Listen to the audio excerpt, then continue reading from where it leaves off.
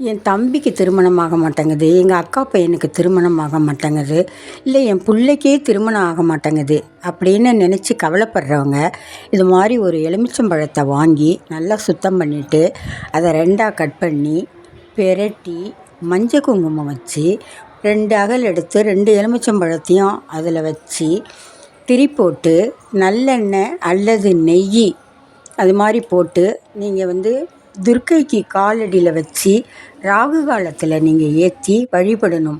வழிபட்டிங்கன்னா நீங்கள் நினச்சதெல்லாம் நடக்கும், நினைக்காததும் நடக்கும். உங்கள் வீட்லேயும் மேலே சத்தம் கேட்கும். திருமணத்துக்கு ரொம்ப கை கொடுத்து இந்த அம்மா ராகு காலத்தில் செய்கிறவங்களுக்கு ரொம்ப நல்லா நடத்தி கொடுப்பாங்க. கவலையே படாதீங்க. ராகு காலத்தில் இந்த மாதிரி எலுமிச்சம்பழத்தை வாங்கி கட் பண்ணி மஞ்சள் குங்குமம் வச்சு மாதிரி அந்த எலுமிச்சம்பழ விளக்கை ஏற்றி காலடியில் வச்சு அங்கே 2 பூவும் அவங்கள்ட்ட வச்சு வணங்கிட்டு போங்க.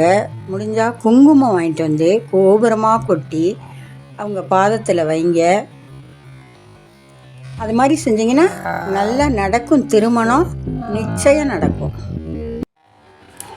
துர்க்கைகிட்ட சுற்றி வரும்போது 9 தடவை அல்ல 18 தடவை அல்ல 27 தடவை அல்ல 108 தடவை சுற்றுங்க.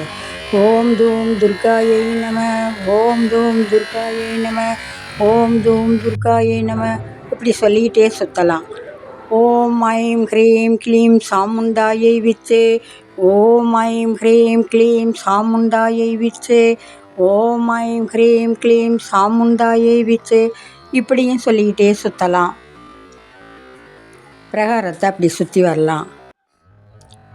நமக்கு தெரிஞ்ச மந்திரத்தை கூட இப்படியெல்லாம் சொல்லலாம். ஜெயந்தி மங்களா காளி பத்ரகாளி கபாலினி துர்கா ஷமா சிவா தாத்ரி நமோஸ்துதே அப்படின்னு சொல்லலாம். இந்த ஆஷாட நவராத்திரியில் வாராகியோடு சேர்த்து எல்லா அம்மனையும் வணங்குங்க. ரொம்ப ரொம்ப சக்தி நமக்கு தருவாங்க. துர்க்கை, காளி, சரஸ்வதி, மகாலட்சுமி இந்த மாதிரி எல்லா சாமியும் அம்மன்கள் எல்லாரையும் வணங்குங்க. துர்க்கையிடம் கையேந்துங்கள், அன்னை கைவிரித்து விடுவதில்லை. அவள் சன்னதியை தேடி வாருங்கள், இதய கதவுகளை மூடுவதில்லை. இல்லையென்று சொல்லும் மனம் இல்லாதவள், ஏற்றுக்கொண்டோர் இதயத்தில் குடிபுகுந்தவள். நாடி தேடி வரும் பக்தர் துயர அனைத்தையும் 40 நாள் விரதத்தில் தீர்த்து வைப்பவள்.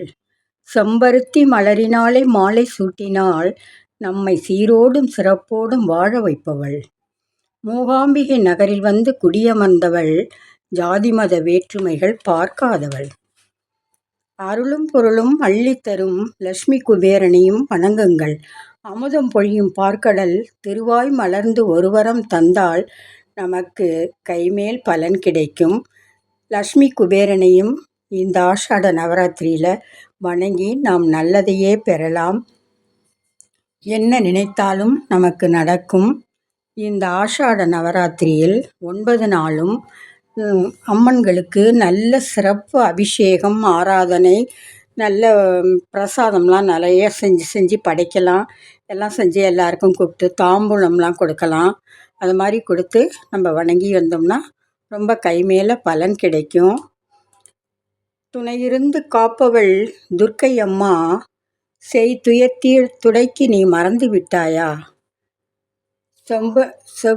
செல்வமகன் சிறப்போடு வாழ அருள் புரிபவளே, செய்கின்ற தொழிலாவும் மேன்மை பெற அருள் புரிவாய். துர்க்கையிடம் நம்ம கையேந்தி கேட்கலாம். அவங்க இல்லைன்னு சொல்லவே மாட்டாங்க. அவள் பிரசாதம் கூட இன்றைக்கி ரொம்ப நல்லதுன்னு சொன்னாங்க. அதனால் அவள் பிரசாதம் வச்சு நாங்கள் இன்றைக்கி படைத்தோம். எல்லோரும் அவங்க குறையெல்லாம் சொல்லி எல்லாம் சாமி கும்பிட்டுட்டு போனாங்க. நல்லதே நடக்கும். வாழ்க வளமுடன், வாழ்க வளமுடன்.